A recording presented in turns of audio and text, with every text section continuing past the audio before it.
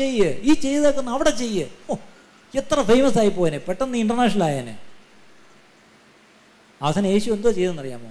യേശു അവിടെ നിന്ന് വലിഞ്ഞു മുങ്ങി അല്ലേ? രായ്ക്ക് രാമായൻ അവിടെ നിന്ന് എന്ത് ചെയ്തു? അവിടെ നിന്ന് സ്ഥലം വിട്ടെന്നാ, സീക്രട്ട്ലി ഹി എസ്കേപ്ഡ് എന്നാ അല്ലേ? അത് കഴിഞ്ഞിട്ട് യേശു പറഞ്ഞു, ഇല്ല, ഞാൻ പബ്ലിക്കായിട്ട് ഒന്നും ചെയ്ത് പ്രശസ്തിക്ക് വേണ്ടി വന്ന ആളല്ല, ഞാൻ എൻ്റെ പിതാവിൻ്റെ ഇഷ്ടമല്ലാതെ ഒന്നും ചെയ്യത്തില്ല. ഇതിൽ നിന്നൊരു വലിയ സത്യം പഠിച്ചോണം, നമ്മുടെ മാതൃക യേശുവാണ് അല്ലേ? യോഹന്നാൻ സ്നാപകൻ എന്താ പറഞ്ഞാൽ, തനിക്ക് വഴിയൊരുക്കാമെന്ന് യോഹന്നാൻ സ്നാപകൻ, അവനോ വളരണം ഞാനോ കുറയണം. അതൊക്കെയാണ് നമുക്ക് മാതൃക, പ്രിയപ്പെട്ടവർ. അപ്പോൾ ഒരിക്കലും ആരും നമ്മളെ ഹീറോ വർഷിപ്പ് ചെയ്യാൻ നമ്മൾ എന്ത് ചെയ്യരുത്, അനുവദിക്കരുത്. നാളെ നമ്മളെ കൊണ്ട് ദൈവം ഒന്ന് പ്രവർത്തിച്ചെന്നിരിക്കും അല്ലേ? നമ്മളെ ദൈവം ഒന്ന് മാനിച്ച് ഉയർത്തിയെന്നിരിക്കും. പക്ഷെ ആ ഉയർത്തുമ്പം മറ്റുള്ളവർ എന്തുമായിരുന്നു ബ്രദറെ എന്ന് പറഞ്ഞാൽ നമ്മളെ ഇങ്ങനെ അടിച്ച് പൊക്കുമ്പം നമ്മൾ നിന്നങ്ങ് പൊങ്ങരുത്. കഴിയുമെങ്കിൽ എന്ത് ചെയ്യണം, ആൾക്കൂട്ടത്തിൻ്റെ ഇടയിൽ കൂടെ അങ്ങ് പൊക്കോണം, വലിഞ്ഞോണം, അവിടെ നിന്ന് അങ്ങ് മുങ്ങിയേക്കണം, ഉണ്ടയിട്ടേക്കണം. കാര്യം അവിടെ നിന്ന് പൊങ്ങാൻ നിൽക്കരുത്. ഇന്ന് ഒത്തിരി പേരെന്താണെന്നറിയാമോ, ആൾക്കാർ പൊക്കുമ്പോൾ നിന്നങ്ങ് പൊങ്ങുമ്പോൾ നമ്മളെ ഏണിയെ പിടിച്ച് മണ്ടലം കയറും. ഈ മണ്ടലോട്ട് കയറിപ്പോയുള്ള കുഴപ്പം എന്താണെന്നറിയുമ്പോൾ വീഴ്ചയും ഭയങ്കരമായിരിക്കും. താഴെ ഞങ്ങൾ 2 പടിയിൽ നിന്നൊക്കെ വീണാൽ വലിയ കുഴപ്പമില്ല, കാലൊന്നും ഓടിയത്തില്ല. പക്ഷേ ഏണിയുടെ മണ്ടയിൽ നിന്ന് വീണാൽ കാലും കയ്യും നടുവൊക്കെ ഓടിയും. അതുകൊണ്ട് ആൾക്കാർ നമ്മളെ വന്ന് ഏണിയെ കയറ്റുമ്പം അങ്ങ് കയറാൻ നിൽക്കരുത്, പതുക്കെ ഒഴിഞ്ഞങ്ങ് പോകാൻ നിൽക്കണം. മനസ്സിലായോ? ഇതൊന്നും ആരും ഇത്ര പച്ചയ്ക്ക് പറയത്തില്ല, അതുകൊണ്ടാണ് ഞാൻ ഈ പറഞ്ഞിട്ട് പോകുന്നത് അല്ലേ? നാളെ നിങ്ങളെ ദൈവം അനുഗ്രഹിക്കും, ദൈവം നിങ്ങളെ മാനിക്കും, ദൈവം നിങ്ങളെ ഉയർത്തും, നിങ്ങളുടെ ശുശ്രൂഷയെ ദൈവം മാനിക്കും. അന്ന് ദയവായ ആൾക്കാർ വന്ന് നിങ്ങളെങ്ങനെ പൊക്കുമ്പം ദയവായി കയറി പൊങ്ങരുത്. ഓക്കെ, യേശുവിൻ്റെ മാതൃക നമ്മുടെ മാതൃകയായിട്ട്. അവരുടെ അപ്പോസ്തലന്മാരും അത് തന്നെ. പത്രോസും യോഹന്നാനും കൂടെ എന്താ ചെയ്തത്? ഒരു മുടന്തനെ എന്തോ പറഞ്ഞു, വെള്ളിയും പൊന്നും ഇന്നത്തെ ഭാഷ പറഞ്ഞാൽ ചില്ലറയൊന്നും ഇല്ല, ഒട്ടുമില്ല, ഉള്ളത് തരാം, യേശുവിൻ്റെ നാമത്തിൽ എഴുന്നേക്കെന്ന് പറഞ്ഞ് പിടിച്ച് പോക്കി. അവൻ ചാടി എഴുന്നേറ്റങ്ങ് പോയി. അപ്പം ഇത് കണ്ടപ്പോഴത്തേക്ക് ജനമെല്ലാം അങ്ങ് ഇളകിയപ്പം പത്രോസ് എന്താ പറഞ്ഞത്?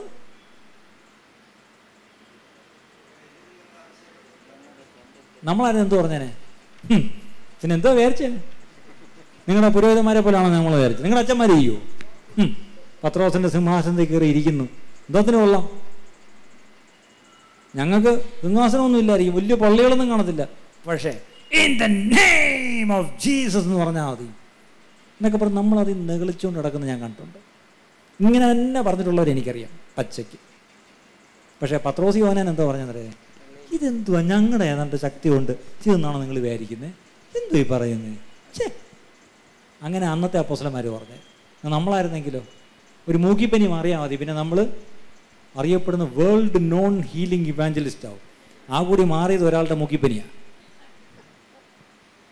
ദയവായി ഇങ്ങനത്തെ അബദ്ധങ്ങളും നമ്മൾ കാണിക്കരുത്. ദൈവം ഒരുവനെ സൗഖ്യമാക്കുന്നെങ്കിൽ അവനോടുള്ള മനസ്സലിവ് കൊണ്ടാണ് സൗഖ്യമാക്കിയത്, അത് എൻ്റെ മിടുക്കുകൊണ്ടല്ല എന്ന് ഓർത്തോണം.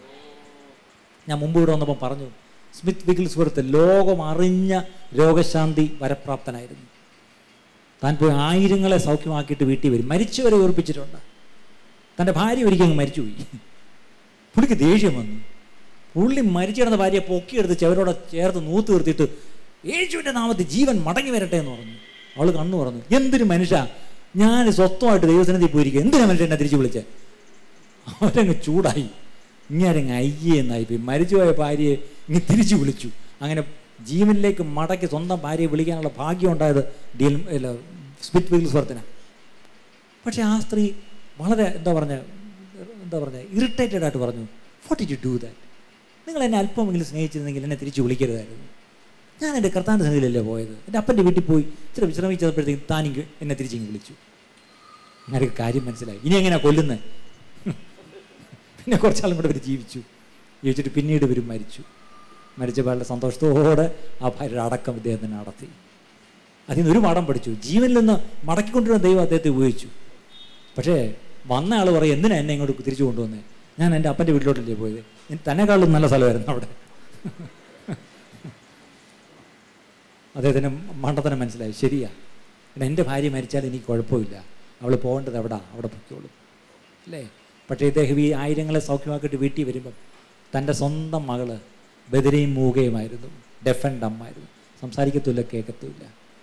ഇതെല്ലാം കഴിഞ്ഞ് വീട്ടിൽ വരുമ്പം, ഡാഡി എങ്ങനെ ഉണ്ടായിരുന്നു ഇന്നത്തെ മീറ്റിംഗ്? പുള്ളിയെല്ലാം ആംഗ്യ ഭാഷയിലാണ് പറയുന്നത്. അവൾക്ക് സംസാരിക്കാൻ പറ്റത്തില്ല, കേൾക്കാനും പറ്റത്തില്ല. അപ്പോൾ ഇത് കണ്ടിട്ടിരിക്കുക പത്രക്കാർ ഇദ്ദേഹത്തോട് ചോദിച്ചു, സർ നിങ്ങൾ ഈ ലോകം മൊത്തം പോയി ആയിരങ്ങളെ സൗഖ്യമാക്കുന്നല്ലോ, നിങ്ങളുടെ മോളെ ഒന്ന് സൗഖ്യമാക്കൂടെ? അദ്ദേഹം പറഞ്ഞ മറുപടി കേൾക്കണോ? ഇപ്പം മനസ്സിലായില്ലേ ഞാനല്ല സൗഖ്യമാക്കുന്നതെന്ന്. ഞാനായിരുന്നെങ്കിൽ എൻ്റെ മോളെ ആദ്യം സൗഖ്യമാക്കിയേനെ. പക്ഷെ ഞാനല്ല സൗഖ്യമാക്കുന്നത്, യേശുവാ. ഞാൻ പ്രാർത്ഥിക്കുന്നേ ഉള്ളൂ, യേശുവാ സൗഖ്യമാക്കുന്നത്. എത്ര പേർക്കത് മനസ്സിലായി? ഇതൊക്കെ വലിയ പാഠങ്ങളാണ്. നമ്മുടെ മുമ്പിൽ നടന്നു പോയിട്ടുള്ള ഭക്തരായ മഹാന്മാരായ അതിശക്തമായ ശുശ്രൂഷയുള്ള ദൈവദാസന്മാരുടെ ചില അനുഭവങ്ങൾ, അവരുടെ ജീവിതാനുഭവങ്ങൾ എന്തിന് നമ്മളെന്ന് അറിയുന്നു എന്ന് ചോദിച്ചാൽ, നാളെ നമ്മൾ അബദ്ധങ്ങൾ കാണിക്കരുത്, തെറ്റുകൾ ചെയ്യരുത്. നമ്മുടെ വീട്ടിൽ ഒരുപക്ഷെ മാറാത്തൊരു രോഗം ഉണ്ടായിരുന്നിരിക്കാം. പക്ഷെ അതിലൊരിക്കലും നമുക്ക് കുറ്റബോധം വേണ്ട. ദൈവം അവിടെ ദൈവത്തിൻ്റെ മഹത്വം അധികം വെളിപ്പെടുത്തും. നല്ലോണം ഓർക്കണം, നല്ലോണം ഓർക്കണം. അവിടെ ഒരിക്കലും മനുഷ്യരിൽ നിന്ന് എന്ത് ചെയ്യരുത്? പോപ്പുലാരിറ്റി. പൗലോസും ബർന്നബാസും ഒരിക്കലും അത്ഭുതം ചെയ്തപ്പം ദേവന്മാർ മനുഷ്യരൂപത്തിൽ വന്നിരിക്കുന്നു എന്ന് പറഞ്ഞ് എന്ത് ചെയ്തു? മാലയെ കെട്ടി വരെ ആനയിക്കാൻ നോക്കി. അവരെന്ത് ചെയ്തെന്ന് എഴുതിയിരിക്കുന്നത്? ജീവനം കൊണ്ട് ഓടിയെന്ന് എഴുതി. അപ്പോസ്തലപ്രവൃത്തി 14-ാം അധ്യായത്തിലുണ്ട്. അപ്പോസ്തലപ്രവൃത്തി 14-ാം അധ്യായത്തിൻ്റെ 11 മുതൽ വായിക്കുമ്പോൾ അവിടെ ആ വാക്യമുണ്ട്. അപ്പോൾ ഇതെന്താണ് ഞാൻ ഈ പറഞ്ഞു വന്ന പോയിന്റ്? എന്ത് ചെയ്യരുത്?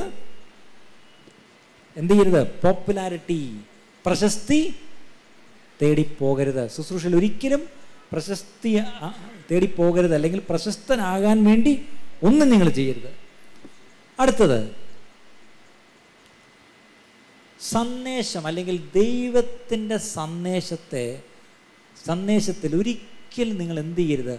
മായം ചേർക്കരുത്. Do not adulterate the message. ഈ മായം ചേർക്കൽ നിയമപരമായിട്ട് എന്തുവാ? അത് കുറ്റമാണ്. ശരിയാണോ? പാല് ഇച്ചിരി വെള്ളം കൂടെ ചേർത്താൽ എങ്ങനെ ഇരിക്കും? ചേർക്കുന്നവന് ലാഭവും കുടിക്കുന്നവന് വെള്ളമായിരിക്കും. പക്ഷേ അത് നിയമത്തിന് മുന്നിൽ എന്താണത്? തെറ്റാ. ശരിയല്ലേ? മായം ചേർക്കുക എന്ന് പറഞ്ഞാൽ. ഇതുപോലെ തന്നെ ഇത് മായമില്ലാത്ത പാലാ. ഇതിനോട് നിങ്ങൾ എന്തെങ്കിലും നിങ്ങളുടെ വക മായം ചേർത്തിട്ട് ഇതിനെ പഠിപ്പിക്കുകയോ പ്രസംഗിക്കുകയോ വല്ലവർക്കും കൊടുക്കുകയോ ചെയ്താൽ ലോകത്തിലെ ഒരു കോടതിയും നിങ്ങളെ കണ്ടുപിടിക്കത്തില്ല മായം ചേർത്തെന്നുള്ളത്. പക്ഷേ ഈ പറഞ്ഞ ദൈവത്തിൻ്റെ കോടതിയിൽ നിങ്ങൾ എന്താവും? കുറ്റക്കാരാവും. എത്ര പേര് അതിന് രാമയും പറയും? നിങ്ങൾക്കറിയാമോ, ഇന്ന് മായം ചേർത്ത ഭക്ഷണം കൊടുക്കുമ്പം ജനം ആർത്തിയോടെ തിന്നും. എന്താണെന്നറിയാമോ? ഭയങ്കര രുചിയാണ്. അറിയാമോ? ഈ അജിനോമോട്ടോ ഇടാത്ത ഒരു ഫുഡും ഇപ്പം നല്ല ഹോട്ടലിലൊന്നുമില്ല. പക്ഷെ അത് നല്ല രുചിയാണ്. പക്ഷെ അതെന്താ ചെയ്യുന്നത്? എൻ്റെ കുടലിന് ക്യാൻസർ വരുത്തിക്കൊണ്ടിരിക്കും. നിരന്തരം എന്നെ അൾസർ രോഗിയാക്കിക്കൊണ്ടിരിക്കും. അല്ലേ? ശരി, എൻ്റെ വയറിങ്ങനെ വീർത്തുകൊണ്ടിരിക്കും. എപ്പോഴും ഇങ്ങനെ ഗ്യാസ് കയറി. എന്താ സംഭവം? ആ കളറ് അല്ലെങ്കിൽ ആ രുചി എന്ത് ചെയ്യുന്നു? അത് അല്പം രുചി അപ്പം തോന്നിച്ചെങ്കിലും അത് ദ ലോങ് റൺ എൻ്റെ ശരീരത്തെ അത് കേടുവരുത്തിക്കൊണ്ടിരിക്കുക. ഇതുപോലെ നമ്മളും അപ്പോഴത്തെ രുചിക്ക് വേണ്ടി, അപ്പോഴൊന്ന് എന്താ പറഞ്ഞാൽ അവർക്കൊന്ന് ആശ്വാസം വരാൻ വേണ്ടി നമ്മളിതിൽ അല്പം കളറും മായവും ഒക്കെ ചേർക്കും. ഈ മായം അങ്ങോട്ട് കൊടുക്കുമ്പോഴത്തേക്ക് അവർ വലിച്ചു വാരി തിന്നും. ഏമ്പൊക്കം വിട്ട് എന്തൊരു നല്ല ഫുഡായിരുന്നു എന്ന് പറഞ്ഞിട്ട് പോകും. പക്ഷേ ഇതിൻ്റെ ലോങ് റണ്ണിൽ എന്ത് പറ്റും? അവർക്കിതുകൊണ്ട് ഗുണം വന്നില്ല. എന്താ കാര്യം? ഞാൻ മായം ചേർത്ത് കൊടുത്തു. ഒരിക്കലും നമ്മൾ പറയുന്ന വചനത്തിൽ എന്ത് ചേർക്കരുത്? മായം ചേർത്ത് കൊടുക്കരുത്. ഇനി ഒരു കാര്യം ഓർത്തോണേ, ദൈവം ആദാമിനെ അവയും സൃഷ്ടിച്ച് അവരോട് എന്തു പറഞ്ഞു നമുക്കറിയാം. പക്ഷേ സാത്താനും കയറി വന്നിട്ട് എന്തോ ചോദിച്ചത്? ആദ്യം അങ്ങനെ പറഞ്ഞിട്ടുണ്ടോ?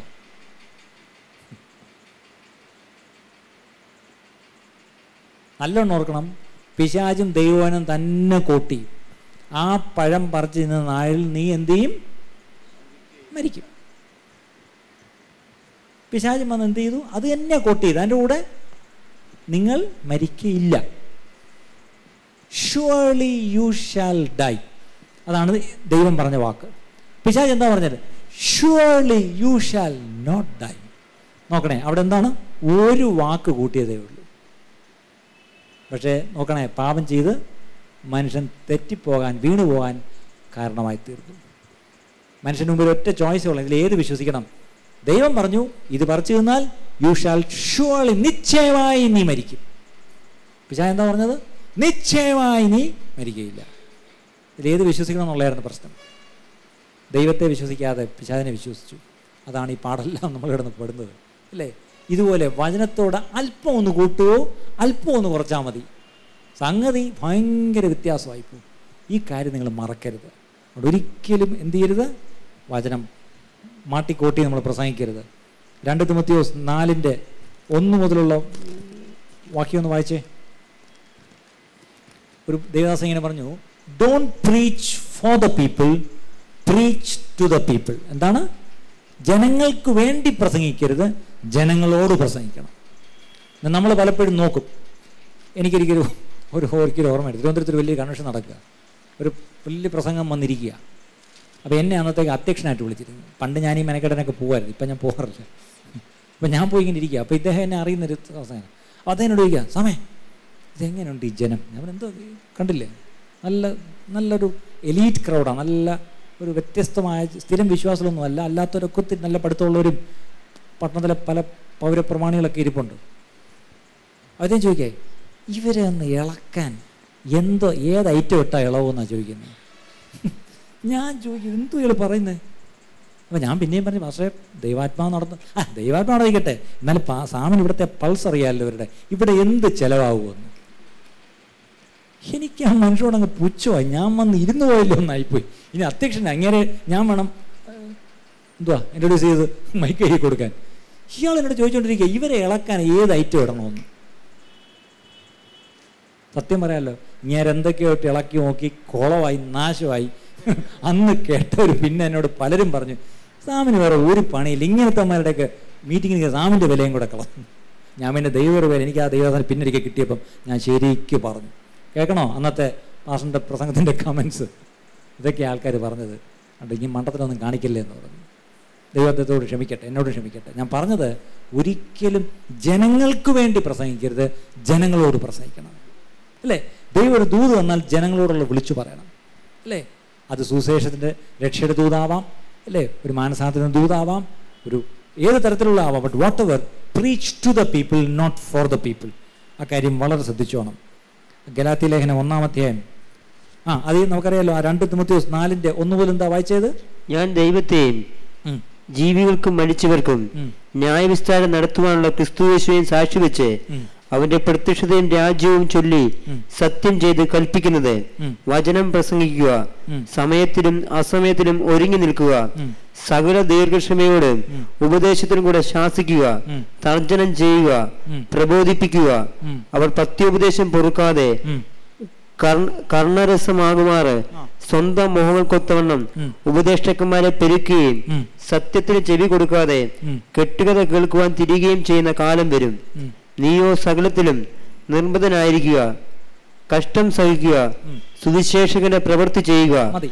അവിടെ പറഞ്ഞിരിക്കുന്ന ഒറ്റ കാര്യം, ജനത്തിന് ഇഷ്ടമുള്ളതൊന്നാ, പക്ഷേ നീ അതല്ല പറയേണ്ടത്. നമ്മൾ പറയാറില്ല മലയാളത്തിൽ, രോഗി ഇച്ഛിച്ചതും പാല്, വൈദ്യം വന്ന് കൽപ്പിച്ചതും പാല്. ഇതാ ഇന്നത്തെ പ്രശ്നം. ഇന്ന് ജനത്തിന് എന്തു മതി? അവർക്ക് ഇഷ്ടപ്പെട്ട ചില സാധനമുണ്ട്, അത് തന്നെ കൃത്യമായിട്ട് കൊടുക്കുന്ന പ്രസംഗവരുമുണ്ട്. ഇതാ ഇന്നത്തെ ഒരു വലിയ ശാപം. ദയവായി നിങ്ങളൊക്കെ ശുശ്രൂഷയിലേക്ക് വരുന്ന കാലത്ത് നല്ലോണം ഓർത്തോണം, ജനങ്ങൾക്ക് ഇഷ്ടമുള്ളതല്ല കൊടുക്കേണ്ടത്. ദൈവം എന്ത് നിങ്ങളെ ഏൽപ്പിച്ചിരിക്കുന്നു അത് വേണം വിളമ്പിക്കൊടുക്കാൻ. ഇക്കാര്യം വളരെ നിങ്ങൾ ശ്രദ്ധിക്കണം. ഞാനൊരു കാര്യം പറയട്ടെ, ഇന്ന് എവിടെ ചെന്നാലും ഭയപ്പെടേണ്ട ഭയപ്പെടേണ്ട എന്നുള്ള ഒരു സന്ദേശമാണ്. വേറെ സന്ദേശം എന്താ? വ്യസനിക്കേണ്ട വ്യസനിക്കേണ്ട, ഭാരപ്പെടേണ്ട ഭാരപ്പെടേണ്ട എന്നുള്ള പ്രയാസം. ഓക്കെ, നല്ലതാണ്. കാരണം ദൈവത്തിൻ്റെ വചനത്തിൽ ഭാരപ്പെടേണ്ടെന്നും ഭയപ്പെടേണ്ടെന്നും എല്ലാം ഉള്ള സന്ദേശങ്ങളുണ്ട്, വിഷമിക്കേണ്ട എന്നുള്ള കാര്യമുണ്ട്. അപ്പോൾ അതിൽ കൂടെയൊക്കെ നമ്മൾ മൊത്തത്തിലൊന്ന് ശ്രദ്ധിച്ചു നോക്കിയാൽ അറിയാം, ഈ ജനത്തെ ഹാപ്പി ആക്കുക, അതായത് വന്ന ജനത്തെ ഒന്ന് സന്തോഷിപ്പിക്കുക, അല്ലേ? ഇതാണ് അതിനകത്തുള്ള വിഷയം. പക്ഷേ എൻ്റെ പ്രസംഗത്തിലൂടെ ഒടുവിൽ ജനം സന്തോഷിച്ചു പോകണമെന്നല്ല ദൈവം ആഗ്രഹിക്കുന്നത്. എൻ്റെ പ്രസംഗത്തിലൂടെ ജനങ്ങൾ വിശുദ്ധരായി തീരണമെന്നാണ് ദൈവം ആഗ്രഹിക്കുന്നത്. ദൈവത്തിൻ്റെ ഉദ്ദേശം ജനത്തിൻ്റെ ശുദ്ധീകരണമാണ്. എത്ര പേർക്ക് മനസ്സിലായി? ഈ ജനം ശുദ്ധീകരിക്കപ്പെടുമ്പം അതിൻ്റെ ഒരു ബൈ പ്രോഡക്റ്റ് പോലെ കൂടെ വരുന്നൊരു കാര്യം എന്താണ്? ഹാപ്പിനെസ്, സന്തോഷം. കാര്യം മനസ്സിലായോ? കാര്യം മനസ്സിലായോ? ശരിക്കും ജനം എന്തായി തീരണമെന്നാണ് ദൈവം ആഗ്രഹിക്കുന്നത്? വിശുദ്ധരാവണം, അല്ലേ? ദൈവാനുരൂപരാവണം, ദൈവത്തെ പോലെ ആവണം, അല്ലേ? ദൈവത്തിൻ്റെ ക്വാളിറ്റീസ് അവർക്ക് വരണം. അതിനാണ് ദൈവം നമ്മൾ പഠിപ്പിക്കേണ്ടത്. അത് അവർക്കുണ്ടാവുമ്പം, അവർ വിശുദ്ധരായി തീരുമ്പം അവരറിയാതെ തന്നെ അവരുടെ ഒരു ബൈ പ്രോഡക്റ്റ് ഉണ്ടായി. എന്താണ്? സന്തോഷം. മനസ്സിലാവും. ഒരു ഉദാഹരണം പറയുമ്പോൾ നിങ്ങൾക്ക് മനസ്സിലാവും, നിങ്ങൾക്ക് അത് കുറച്ച് കൂടുതൽ മനസ്സിലാവും. ഈ കൊപ്ര ആട്ടി എണ്ണ എടുത്തിട്ടുള്ളവരുണ്ടോ ഇവിടെ? ഉണ്ട്. നമുക്കറിയാം, കൊപ്ര ഉണക്കി അതിന് നല്ല പരുവാകുമ്പോൾ നമ്മൾ മില്ലിൽ കൊണ്ടെന്ത് ചെയ്യും? അതിനകത്തോട്ട് മെഷീനകത്തോട്ട് ഇടുമ്പോൾ ഒരറ്റത്തൂടെ വന്നത് എന്തായിട്ട് ഒന്ന് വീഴും? എണ്ണ. ഒരു പാത്രം വെച്ചാൽ എണ്ണ പിടിക്കും, ശരിയല്ലേ? ഇതുപോലെ നമ്മളെക്കുറിച്ച് ദൈവം ആഗ്രഹിക്കുന്ന ആ നല്ല തെളിഞ്ഞ എണ്ണ വരുന്ന പോലെ ആ ഒരു വിശുദ്ധ ജീവിതമാണ് ദൈവം ആഗ്രഹിക്കുന്നത്. ഇനി ഈ വിശുദ്ധ ജീവിതം ഇങ്ങനെ ആഗ്രഹിച്ച് അത് വരുമ്പം അതിൻ്റെ കൂട്ടത്തിൽ ഇപ്പുറത്ത് നമ്മളൊരു ചാക്കും കൂടെ കൊണ്ടുപോകും. അതെന്തിനായിരുന്നു? അപ്പോൾ ഞാൻ ചോദിച്ചോട്ടെ, നിങ്ങൾ ഇത്രയും പാടുപെട്ടി തേങ്ങയെല്ലാം വെട്ടി ഉണക്കി നിങ്ങൾ വലിയ ചാക്കിനകത്താക്കി കൊണ്ടുപോയത് എന്തോ കൊണ്ടുവരാനാ? നിങ്ങൾ അതിന് വില കൽപ്പിക്കുന്ന എണ്ണയ്ക്കാണോ പിണ്ണാക്കിനാണോ? ആണേ. ഇതുപോലെ ശരിയായ കൊപ്ര നമ്മൾ അകത്തോട്ടിട്ടാൽ ഒരു വിശുദ്ധൻ പുറത്തേക്ക് വരും. വിശുദ്ധ ജീവിതം നമ്മുടെ ജീവിതത്തിലുണ്ടാവും. കൂട്ടത്തിൽ ചാക്കിലും കൂടെ നിറയ്ക്കാൻ നമുക്ക് കിട്ടും. എന്തുവാ? സന്തോഷം. പക്ഷേ ഇന്നത്തെ പ്രശ്നം എന്താണെന്നറിയുമോ? ഈ കൊപ്ര ഇട്ടേച്ച് എല്ലാം ചാക്കും കൊണ്ട് നടക്കും. എന്തിനാ? പിണ്ണാക്ക്, എണ്ണ. അതാർക്ക് വേണം? എണ്ണയൊന്നും ആർക്കും വേണ്ട. എല്ലാവർക്കും എന്തോ മതി. ഞാൻ പറയാനുണ്ട്, ഇന്നത്തെ വെറും പിണ്ണാക്ക് ക്രിസ്ത്യാനികളായിപ്പോയി. ആർക്കും ഈ വിലയുള്ള എണ്ണ വേണ്ട, എല്ലാവർക്കും പിണ്ണാക്ക് മതി. ഞാൻ പറയട്ടെ, എണ്ണ കിട്ടിയതിൻ്റെ കൂട്ടത്തിൽ വന്ന ഒരു ബൈ പ്രോഡക്റ്റാണ് പിണ്ണാക്ക്. ആ സന്തോഷമുണ്ട്. ഒരു വിശുദ്ധ നയിക്കുമ്പോൾ നിങ്ങൾക്ക് സന്തോഷം ഇല്ലാതിരിക്കുമോ? തീർച്ചയായിട്ടും. കാരണം ക്രിസ്തുവിലുള്ള സന്തോഷം അവന് നിങ്ങൾക്കുള്ളത്, അല്ലേ? ആ രക്ഷയുടെ സന്തോഷം നിങ്ങൾക്കുണ്ട്, ആത്മാവിലുള്ള സന്തോഷമുണ്ട്. ഈ സന്തോഷമുള്ളത് ആർക്കാ? ഒരു വിശുദ്ധ ജീവിതം നയിക്കുന്ന വ്യക്തിക്കാണ്, ആണേ. പക്ഷേ ഇന്ന് ജനം മൊത്തം ഓടുന്ന എന്തിൻ്റെ പുറകെയാ? ഈ സന്തോഷത്തിൻ്റെ പുറകെയാ. ഇത് കൃത്യമായിട്ട് ഈ സന്തോഷം കൊടുക്കാൻ വേണ്ടി ആരുമുണ്ട്? ഇന്ന് ഒരുപാട് പ്രസംഗരുണ്ട്. ദയവായി എന്നെ കേൾക്കുന്ന നിങ്ങളുടെ ദേവദാസന്മാരോടും എൻ്റെ സഹോദരങ്ങളോടും ഞാൻ രണ്ട് കൈയും കൂപ്പി പറയുക, ജനങ്ങൾക്ക് വേണ്ടതല്ല കൊടുക്കേണ്ടത്, അവർക്ക് വേണ്ടി ദൈവം നിങ്ങളെ ഏൽപ്പിച്ചത് വേണം കൊടുക്കാൻ. ഇപ്പം ഞാൻ കാര്യം മനസ്സിലായല്ലോ. ഒരു വിശുദ്ധ ജീവിതത്തിലേക്ക് നിങ്ങൾ അവരെ പ്രോത്സാഹിപ്പിച്ച് അതിനുള്ള വചനം നിങ്ങൾ കൊടുക്കുമ്പം അതിൻ്റെ ബൈ പ്രോഡക്റ്റായി അവർക്ക് സന്തോഷവും വരുമെന്നുള്ള കാര്യവും മറക്കരുത്. അതുകൊണ്ടാണ് പൗലോസ് പറഞ്ഞത്, ഞങ്ങളോ ക്രൂശിക്കപ്പെട്ട ക്രിസ്തുവിനെ പ്രസംഗിക്കുന്നു. നമ്മൾ പലപ്പോഴും ക്രൂശ് ഒഴിവാക്കിയിട്ടാണ് നമ്മൾ പ്രസംഗിക്കുന്നത്, അല്ലേ? ഈ ക്രൂശ് ഒഴിവാക്കി കിട്ടണമെന്നുള്ളത് ഒരിക്കലും യേശുവിൻ്റെ ആഗ്രഹമല്ലായിരുന്നു. പക്ഷേ ഇവൻ പത്രോസ് പോലും ഒരിക്കൽ ഉപദേശിച്ചു കൊടുത്തു, ക്രൂശ് വേണ്ടാന്നേ. പിശാചു ഒരിക്കൽ വന്ന് ഉപദേശിച്ചു, ക്രൂശൊന്നും വേണ്ടാന്ന്, ഞാൻ തരാം അല്ലാതെ തന്നെ. ഇന്ന് നമുക്കും ആ ഒരു ടെംപ്റ്റേഷൻ ഒത്തിരി ഉണ്ട്. ക്രൂശിൻ്റെ മാർഗം കൂടാതെ നമുക്കങ്ങ് കഷ്ടതയില്ലാതെ അങ്ങ് ചെല്ലാം എന്നുള്ളൊരു പ്രസംഗം നമ്മളും അറിയാതെ പ്രസംഗിക്കാൻ ശ്രമിക്കും. ഒരിക്കലും അത് ചെയ്യരുത് പ്രിയപ്പെട്ടവർ, അത് ചെയ്യരുത്. അടുത്തത് ഏറ്റവും ഒടുവിലായിട്ടൊന്നും എൻ്റെ കൊച്ചുകാര്യങ്ങളുടെ do not be money minded. എന്താണ്? ധനലാഭം പ്രതീക്ഷിച്ച് ഒരിക്കലും ശുശ്രൂഷിക്കരുത്. ധനം മോഹിച്ച് അല്ലെങ്കിൽ ധനത്തിനു വേണ്ടി ഞാൻ പോയി ആ വീട്ടിൽ ചെന്ന് പ്രാർത്ഥിച്ചാൽ എനിക്ക് എന്തോ കിട്ടും. വെറും പ്രാർത്ഥന പ്രാർത്ഥിച്ചാൽ ചിലപ്പോൾ 50 രൂപ വന്നെങ്കിൽ കിട്ടും. പക്ഷേ എൻ്റെ ദൂതും കൂടെ അടിച്ചാൽ 200 രൂപ വരും. ഇനി കട്ടകാലത്തിന് ഒരു മൂക്കിപ്പനി കൂടെ മാറി 500 രൂപയുടെ ഒരു ഗാന്ധി നോട്ടെടുത്ത് കൈ തരും. പിന്നെ അല്ലേ, അങ്ങനെയൊക്കെ പലപ്പോഴും ചിന്തിക്കുന്നത്. അപ്പോൾ കഴിഞ്ഞ പ്രാവശ്യം ചെന്നപ്പം ദൈവം പറഞ്ഞൊരു കാര്യം പറഞ്ഞു, അത് പറഞ്ഞ് ഏറ്റു, 500 രൂപ കിട്ടി. അടുത്ത പ്രാവശ്യം ചെന്നപ്പം പ്രത്യേകിച്ച് ദൈവം ഒന്നും പറഞ്ഞില്ല. ചേടാ, ദൈവം ഒന്നും പറയാതെ ഇപ്പം എങ്ങനെയാണ് പറയുക? പക്ഷേ എന്തെങ്കിലും ഒന്ന് പറഞ്ഞില്ലെങ്കിൽ അവർ പ്രതീക്ഷിക്കുകയും ചെയ്യും. പ്രത്യേകിച്ച് ഒന്നും പറഞ്ഞില്ലെങ്കിൽ നമ്മുടെ കൃപ പോയെന്ന് വിചാരിക്കും. അപ്പോൾ എന്ത് പറ്റും? അറിയാതെ കയ്യിൽ നിന്നിട്ട് 2 കാര്യം അങ്ങ് പറയും. ഇതൊക്കെ സത്യം പറഞ്ഞ ശുശ്രൂഷ തുടക്കത്തിലുണ്ടാവുന്ന പിറ്റ്ഫോൾസാണ്, അല്ലേ? ചില നമ്മൾ സൂക്ഷിച്ചാൽ നമുക്ക് ഒഴിവാക്കാവുന്ന കാര്യങ്ങളാണ്. തുറന്നു പറയട്ടെ പ്രിയപ്പെട്ടവരെ, ശുശ്രൂഷയുടെ ആദ്യകാലങ്ങളിൽ ഇങ്ങനെയുള്ള ഒരുപാട് പ്രലോഭനങ്ങൾ നമുക്കൊക്കെ ഉണ്ടാവാറുണ്ട്.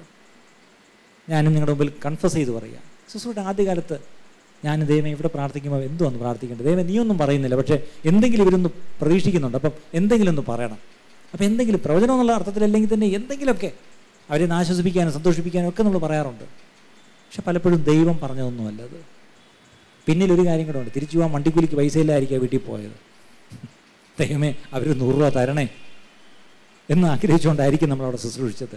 ഒരിക്കലും do not be money minded, അല്ലേ? യേശു എന്താ നമ്മളെ പറഞ്ഞ് ആക്കി നിയോഗിച്ചിരിക്കുന്നത് അറിയാമോ? മത്തായി 10:8 സൗജന്യമായി നിങ്ങൾക്ക് ലഭിച്ചിരിക്കുന്നു, അതുകൊണ്ട് സൗജന്യമായി കൊടുപ്പീൻ. ഒരിക്കലും നിങ്ങളുടെ പ്രാർത്ഥനയ്ക്ക് നിങ്ങൾ ഫീസ് വയ്ക്കരുത്. നിങ്ങളുടെ ദൂതിന് റേറ്റ് വല്ലതും ഉണ്ടോ? ഇല്ല, ഒരിക്കലും വയ്ക്കരുത്. കാര്യം ദൈവം സൗജന്യമായിട്ട് നിങ്ങൾക്കൊരു കൃപ തന്നെങ്കിൽ അത് സൗജന്യമായിട്ട് വേണം നിങ്ങൾ ശുശ്രൂഷിക്കാൻ. ഒരിക്കലും നിങ്ങൾ അതിന് പണം വയ്ക്കരുത്. ഇന്ന് പലപ്പോഴും ചിലർ പറയാറുണ്ട്, ഇതേ ഞാൻ ഈ പണം ചോദിക്കുന്നത് എനിക്കല്ല, ഞാൻ ഇന്നൊരു പണം ഇതിൽ നിന്ന് എടുത്തിട്ടില്ല, പക്ഷേ മിനിസ്ട്രിക്കാ എന്ന് ചോദിക്കുന്ന ഒത്തിരി പേരെ എനിക്കറിയാം. അതൊരു നല്ല ചോദ്യമല്ല. എന്താണെന്നറിയാമോ? യൂദായി എന്തോ ചെയ്തെന്നറിയാമോ? പണസഞ്ചിയുടെ ഉടയനാണല്ലോ അല്ലേ? പാങ്ങളെ യേശു കൂടെ കൂടെ സഹായിക്കാൻ പറയുമായിരുന്നു. പക്ഷേ യൂദായെ പറ്റിയൊരു കാര്യം എഴുതിയിട്ടുണ്ട്. കൂടെ കൂടെ പുള്ളി എന്ത് ചെയ്യുമായിരുന്നു പോലും അതിൽ നിന്ന് കൈയിട്ട് വാരുമായിരുന്നു. നല്ലോണം ഓർക്കണം, നമുക്കൊരു ശുശ്രൂഷ ഉണ്ടെങ്കിൽ ആ ശുശ്രൂഷയ്ക്ക് പണം വേണം. പക്ഷെ ആ പണം നല്ലോണം ഓർക്കുക, ശുശ്രൂഷ ദൈവത്തിൻ്റെതാണെങ്കിൽ ദൈവം ആ പണം തരും, ഉറപ്പാണ് അല്ലേ? പക്ഷെ ഒരിക്കലും പണത്തിന് വേണ്ടി ശുശ്രൂഷ ചെയ്യരുത്. നല്ലോണം ഓർക്കണം. ഞാൻ ഒരു എടുത്ത് പറയാം. Is it money for ministry or ministry for money? ഇന്ന് ചുറ്റുപാട് നോക്കിയാൽ ഒത്തിരി പേര് മിനിസ്ട്രി എന്തിനാ ചെയ്യുന്നത്? For money. പത്രക്കാരും സുവിശേഷ വിരോധികളൊക്കെ നമ്മളെപ്പറ്റി പറഞ്ഞൊരു പരാതി അതാ. എല്ലാവരും അങ്ങ് ശുശ്രൂഷ, എല്ലാവരും അങ്ങ് പള്ളി തുടങ്ങും, എന്തിനാ? കാശുണ്ടാക്കാൻ. അങ്ങനെ ഒരു ചീത്തപ്പേര് നമ്മളെപ്പറ്റി ഉണ്ട് പ്രിയപ്പെട്ടവരെ. പക്ഷെ ഒരിക്കലും നമ്മൾ പണത്തിന് വേണ്ടിയല്ല ശുശ്രൂഷ. പക്ഷേ ശുശ്രൂഷയ്ക്ക് പണം വേണം, അത് വേറെ കാര്യം. അത് ദൈവം വിശ്വസ്തൻ, ദൈവത്തോട് ചോദിക്കും, നമ്മൾ ദൈവം തരും, അത് വേറെ കാര്യം. ഇപ്പം ഈ സഭയ്ക്ക് ഇപ്പം നിങ്ങൾ സ്ഥലം മേടിക്കുന്ന കാര്യം ഞാൻ കേട്ടു, തീർച്ചയായിട്ടും പണം വേണം, അത് ദൈവം തരും. പക്ഷേ പണത്തിന് വേണ്ടിയാണോ ശുശ്രൂഷ? അല്ല, ഒരിക്കലും അങ്ങനെ ആയിരിക്കരുത്. നിങ്ങൾക്കറിയാമോ, ആദിമകാലത്ത് ആദിമസഭയിൽ ഈ നിലവും മറ്റും വിറ്റ് അന്നത്തെ ശിഷ്യന്മാർ എവിടാ കൊണ്ട് പണം വെച്ചത്? അപ്പോസ്തലന്മാരുടെ എവിടാ കൊണ്ടുവച്ചത്? ഇവിടെ കൊണ്ടുവച്ച്, കാലിൽ. അതൊരു നല്ല മാതൃകയാണ് അല്ലേ? അപ്പോസ്തലന്മാരുടെ കാലിലാണ് പണം വരുന്നത്. ഇന്ന് അപ്പോസ്തലന്മാരുടെ പോക്കറ്റിലും ബാങ്കിലും ഒക്കെ പണം ഇരിക്കുന്നത്. സത്യം പറഞ്ഞാൽ അപ്പോസ്തലന്മാരുടെ കാലിൽ തന്നെയാണ് ഇന്നും പണം ഇരിക്കേണ്ടത് അല്ലേ? നിങ്ങളുടെ ആ മാതൃക, നല്ലൊരു മാതൃക നിങ്ങൾ ഓർത്തോണം. അതുകൊണ്ടാണ് നല്ലോണം ഓർക്കണം, ഈ സ്വത്തുമെല്ലാം വിറ്റ് അല്ലേ, എല്ലാം നിലവും എല്ലാം കൊണ്ട് വിറ്റുകൊണ്ട് കാൽക്കൽ കൊണ്ട് പണം വെച്ചിട്ടും അപ്പോസ്തലന്മാർ ഒരു മുടന്ന ചോദിച്ചപ്പോൾ എന്തോ പറഞ്ഞെന്നറിയാം? വെള്ളിയും പൊന്നും ഞങ്ങൾക്കില്ല. അതിൻ്റെ അർത്ഥം അവരുടെ കൈ പോലും ഒരാ പണം എടുത്തില്ല. എവിടെയായിരുന്നു? കാൽക്കൽ. അവരുടെ പോക്കറ്റിലും പണമില്ലായിരുന്നു. അതുകൊണ്ട് അവർ പറഞ്ഞത്, സത്യം അവർ പറഞ്ഞത്, കൈ പണമില്ല, കൈ കാശില്ല അല്ലേ? എത്ര നല്ല സാക്ഷ്യമായിരുന്നു പ്രിയപ്പെട്ടവരെ. ഏറ്റവും ഒടുവിലായിട്ട്, do not violate scriptural principles. ചില വചന തത്വങ്ങളുണ്ട്, വചനത്തിലെ ചില തത്വങ്ങൾ അവഗണിക്കരുത്. ചില ശുശ്രൂഷ വചനപ്രകാരമേ ചെയ്യാവൂ. അതിൽ നിന്ന് തെറ്റി ചെയ്യരുത്. ഉദാഹരണം ഞാൻ പറയാം. 1 കൊരിന്ത്യർ 3:10 മുതൽ 15 വരെ വായിച്ചേ.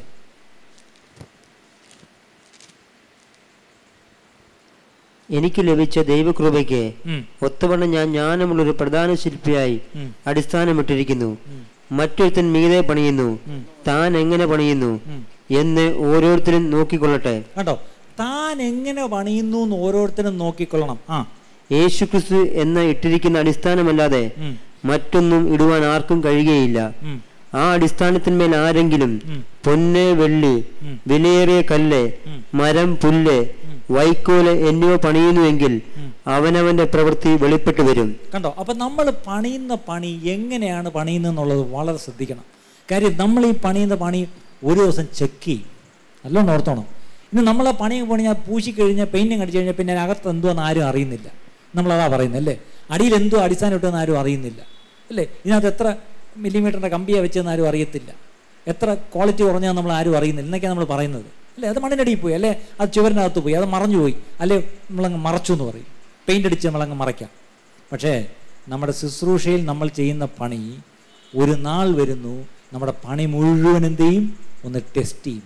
അതെന്താണ് ആ ടെസ്റ്റിംഗ്? ഒരു ഫർണസ്, തീയിൽ കൂടെ കയറ്റിയുള്ള ടെസ്റ്റാണ്. അന്നെന്ത് പറ്റും?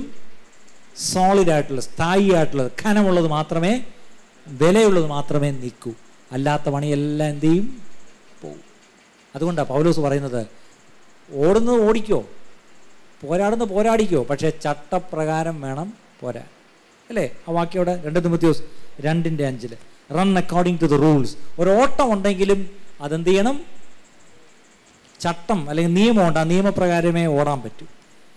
മോശയോടൊരിക്കെ ഇസ്രായേൽ ജനം പിറുപിറുത്ത്, വെള്ളമില്ലാതെ അങ്ങോട്ട് പിറുപിറുത്ത് ദൈവത്തെ തള്ളിപ്പറഞ്ഞപ്പം മോശയ്ക്കൊക്കെ ദേഷ്യം വന്ന്, അരിശം വന്ന് ദൈവത്തോട് നന്ദി കേട്ട മനുഷ്യർ, ഇവനെയൊക്കെ അവിടെ നിന്ന് ഇറക്കി ഇത്രയും അത്ഭുതവും കാണിച്ച് കൊണ്ടുവന്ന് ദൈവമേ നിന്നെ വേണ്ടേ പറയാനെന്ന് പറഞ്ഞുകൊണ്ട് അങ്ങോട്ട് ദേഷ്യം നീരസപ്പെടാൻ തുടങ്ങി.